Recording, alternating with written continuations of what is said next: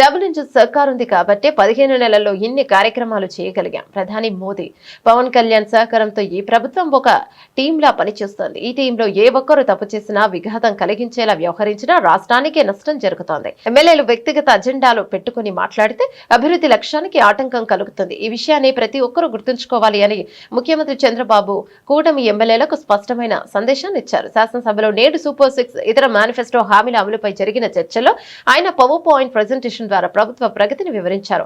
దీపం 2.0 పథకం ద్వారా ఏడాదికి 3 సిలిండర్లు ఉచితంగా అందిస్తున్నామని, ఇప్పటి వరకు 2.66 కోట్ల సిలిండర్లు పంపిణీ చేశామని తెలిపారు.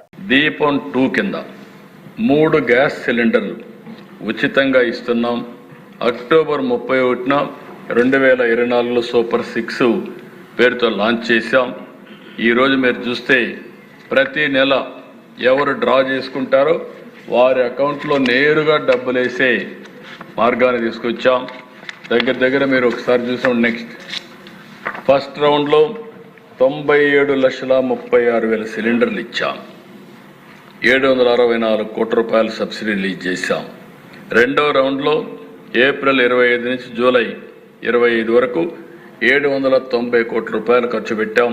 93,82,000 సిలిండర్లు ఇచ్చాం. రౌండ్ 3లో 74,46,000 సిలిండర్లు ఇచ్చాం. 164 కోట్లు పే చేసాం. మిగిలిన కూడా పే చేస్తున్నాం. 2.66 కోట్ల సిలిండర్లు రీఫిల్ చేశాం. 1,05,00,000 హౌస్ హోల్డ్స్కి ఇచ్చాం. 875 రూపాయలకు ఒక సిలిండర్కి ఇచ్చాం. టోటల్గా ఇప్పటి వరకు 1,718 కోట్ల రూపాయలు దీపం 2 కింద ఆర్థిక సహాయం చేశాం, రీఎంబర్స్మెంట్ చేశాం, ఉచిత గ్యాస్ ఇచ్చామని చెప్పి కూడా నేను మీకు తెలియజేస్తున్నాను.